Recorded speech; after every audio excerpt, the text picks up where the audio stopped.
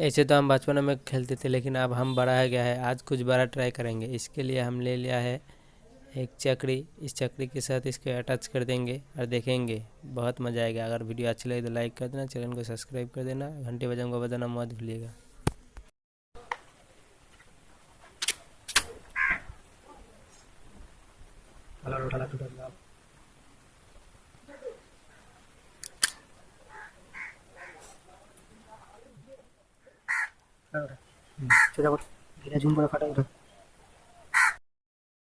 तो आखिर में यह हमारा तैयार हो गया है। अब इस पे हम आग लगाएंगे, देख सकते हैं आप। इस पे इस लाइटर की सहायता से आग लगाएंगे, देखते हैं क्या होता है।